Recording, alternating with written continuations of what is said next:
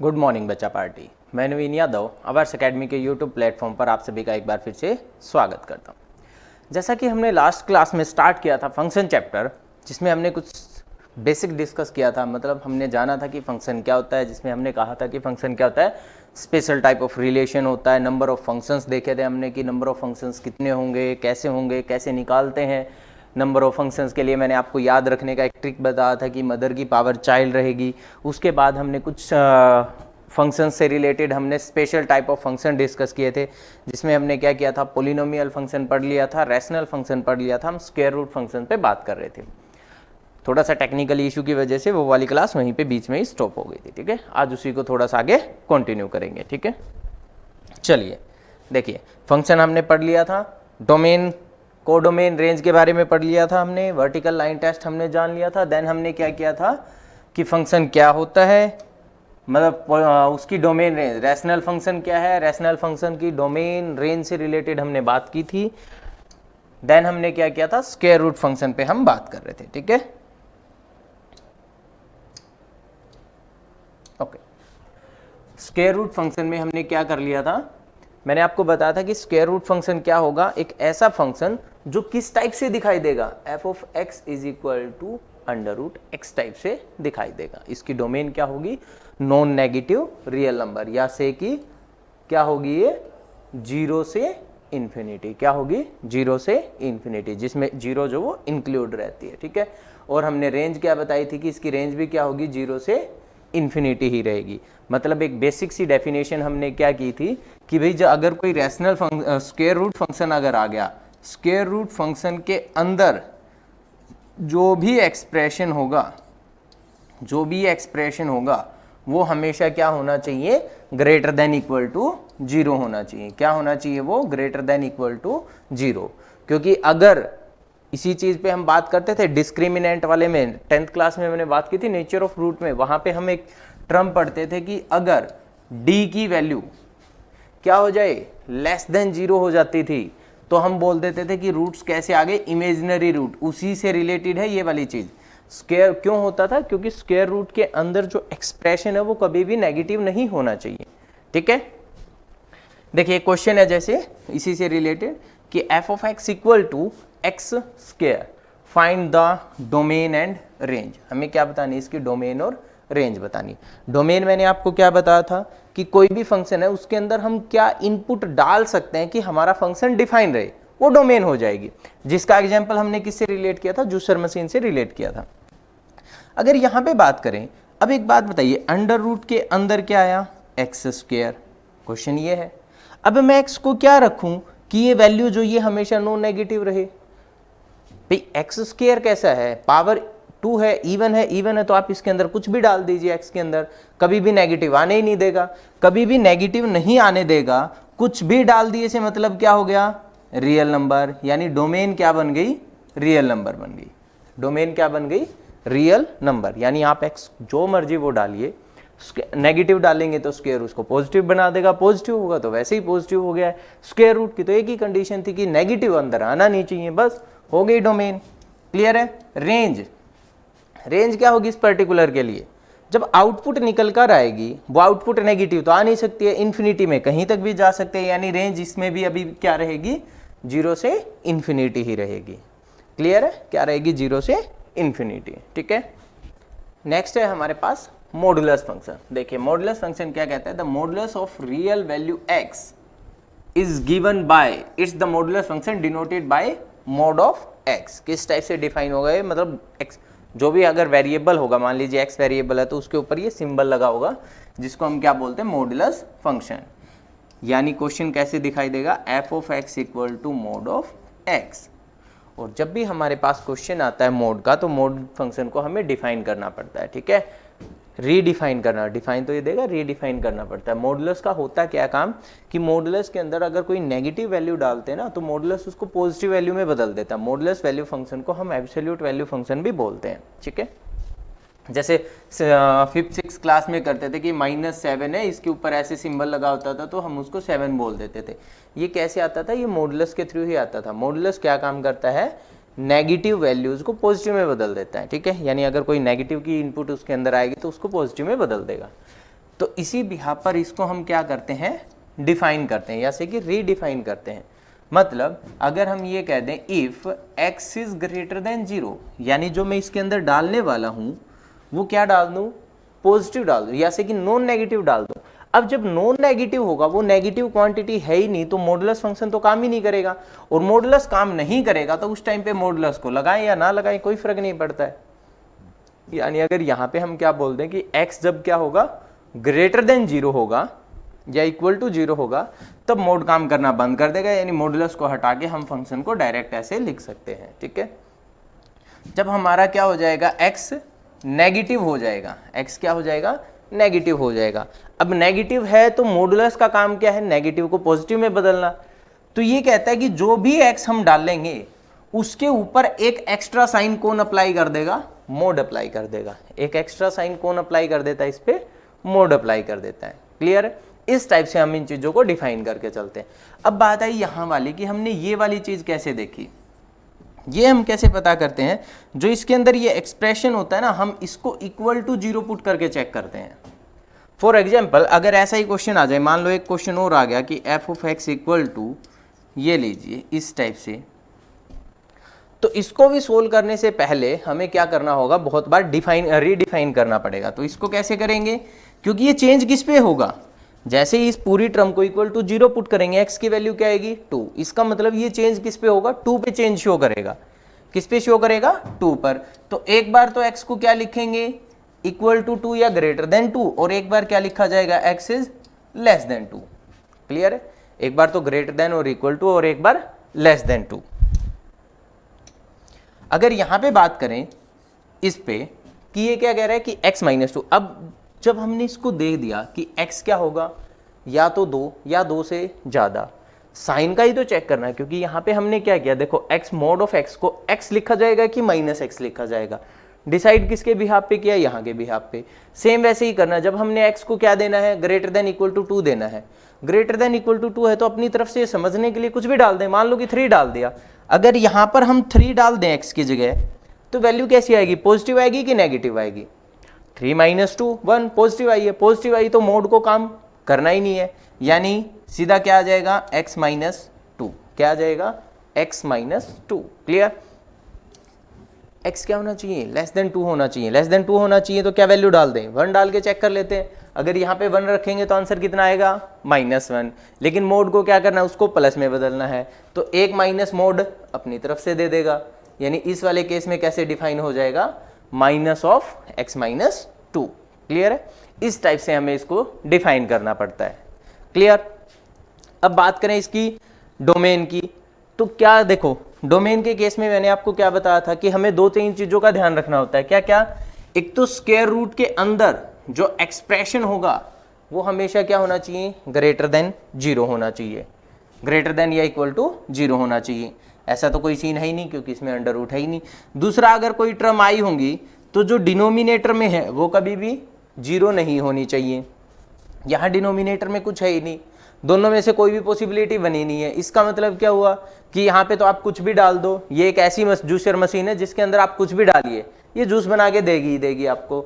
It means यहाँ से क्या हो जाएगा, इसकी अगर इस पर्टिकुलर में बात करें तो इसकी डोमेन क्या आ गई, रियल नंबर। डोमेन क्या आ गई, रियल नंबर। और अगर रेंज की बात करेंगे तो क्या कहा अभी कि ये कभी भी नेगेटिव वैल्यू नहीं देता, ये कभी भी नेगेटिव वैल्यूज नहीं देता।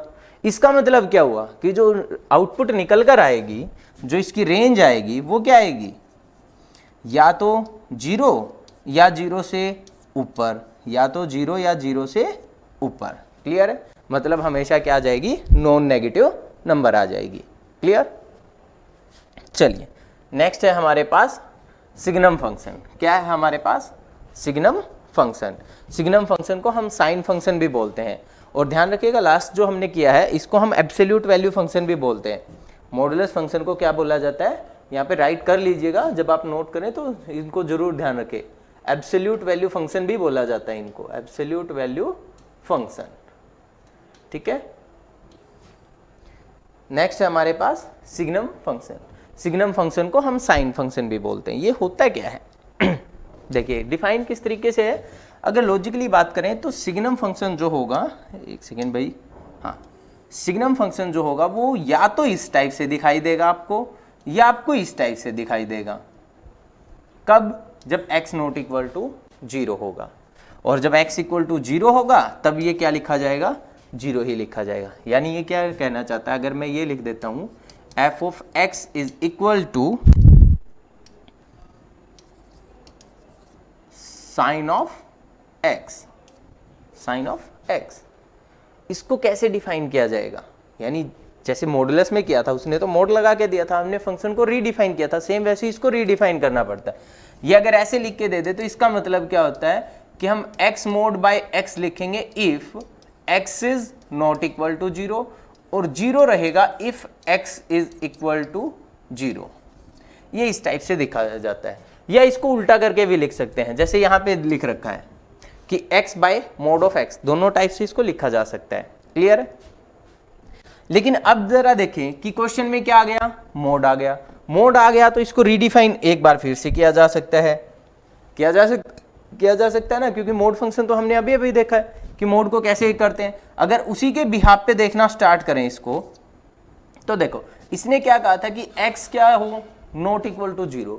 नॉट इक्वल टू 0 का मतलब क्या है कि x पॉजिटिव भी हो सकता है कि x नेगेटिव भी। अगर मैं पहले केस में क्या ले लेता हूं कि x क्या हो? पॉजिटिव हो, x क्या हो? पॉजिटिव। क्लियर है? x पॉजिटिव होगा तो जो मोड ऑफ x है वो कैसे दिखाई देगा? सिंपली x ही दिखाई दे जाएगा। यानी ये क्या लिखा जाएगा फिर? x by x। क्या लिखा जाएगा? x बाय x, और x से x कट गया तो क्या आ गया? 1 if x is greater than 0। Clear? यहीं पे अगर उल्टा केस करें इसी का, जब नेगेटिव हो जाएगा, तब नेगेटिव होगा तो मोड ऑफ x कैसा दिखाई देगा? माइनस ऑफ x के जैसा। यानी फिर क्या लिखा जाएगा? Minus X by X. अगर इसको काटेंगे तो क्या है आंसर? -1। क्या है आंसर? -1। कब आया? जब x क्या था? लेस देन 0 था। जब x क्या था? Less than 0। क्लियर? और 0 है कब? इसकी वैल्यू 0 है कब? When x equal to 0। कब है? व्हेन जब x क्या है? इक्वल टू 0 है। क्लियर हुआ क्वेश्चन? क्या कहा? हम इसको ऐसे भी लिख के दे सकते हैं। देखो एक ही क्वेश्चन को ये ऐसे भी दे सकता है, या इसी चीज को ये ऐसे लिख कर दे सकता है। अगर ऐसे आए या ऐसे आए, दोनों केस में हमें फाइनली डिफाइन ऐसे करना पड़ता है ये, ताकि कोई प्रॉब्लम्स को हम सोल्व कर पाए। अब यहां से देखें क्या कहा इन्होंने, जब x को मैंने क्या डाला? 0 से पॉजिटिव डाला। जब x को क्या डाला? 0 से नीचे डाला। या जब x को मैंने क्या डाला? इक्वल टू 0 डाला। इसका मतलब डोमेन क्या बन गई? डेफिनेशन से ही डोमेन क्लियर हो रही है। डोमेन क्या बन गई? चाहे आप 0 डालें, चाहे नेगेटिव, चाहे पॉजिटिव, आंसर तो निकाल के दे रहा है ना। इट मीन्स इसकी डोमेन क्या होगी? Domain of signum function all real number. Domain of signum function क्या होगी? All real number. अब जल्दी से सोचिए और बताइए कि इसकी रेंज क्या आएगी। रेंज का मतलब क्या है कि जब हमने x को डाला क्या आउटपुट निकल कर आई है?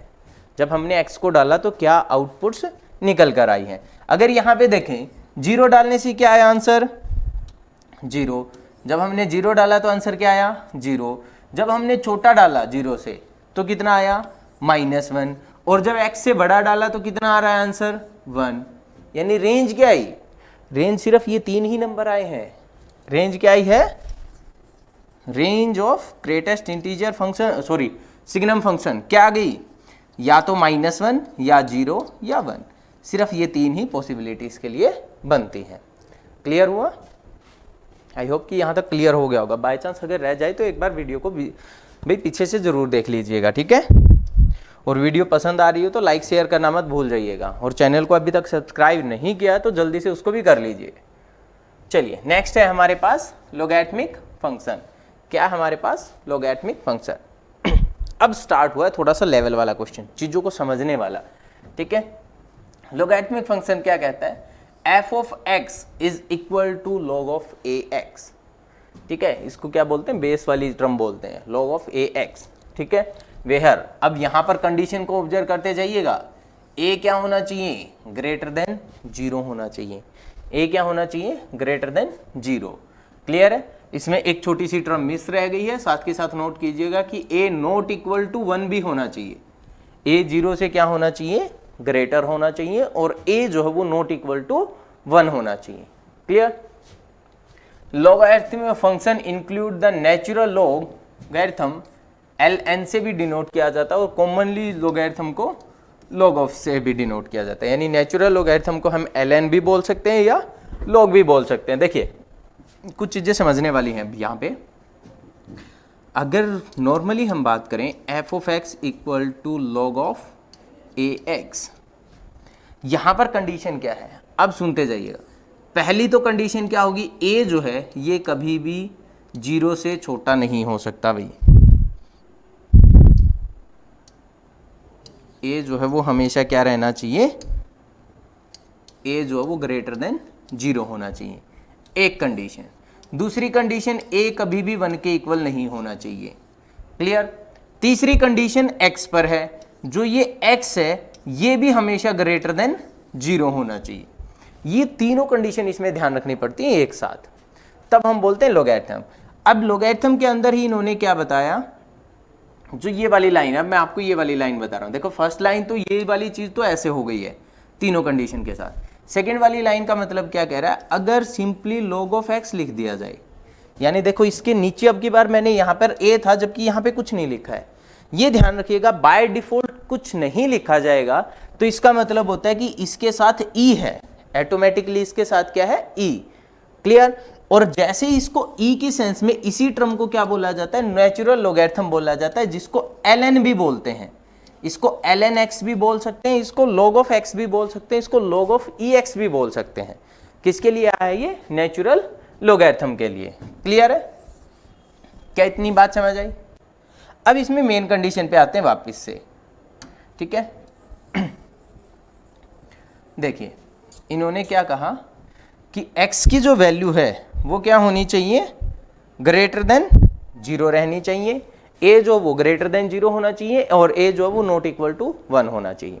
अगर यहां से हम डोमेन की बात करें, यहां से किसकी बात करें, डोमेन की बात करें, तो डोमेन क्या कहती है, x पे लगती है ना वो तो कंडीशन, और x क्या कह रहा है कि 0 से ग्रेटर होना चाहिए। तो क्या यहां पे हम इसकी डोमेन को डिफाइन कर सकते हैं? डोमेन क्या बन गई इसकी, 0 से इंफिनिटी। क्या बन गई इसकी, 0 से इंफिनिटी। ध्यान रखिएगा यहाँ पे ओपन इंटरवल है, 0 इंक्लूड नहीं है, 0 से कितनी आई है, इंफिनिटी तक आई है। क्लियर इतनी बात? क्या ब्लैंक पेज है क्या कोई साथ में? नहीं है भाई ब्लैंक पेज, रुकिएगा जरा, इसको थोड़ा सा डिफाइन करेंगे हम अच्छे से। मैं एक ब्लैंक पेज ऐड कर देता हूँ इसमें।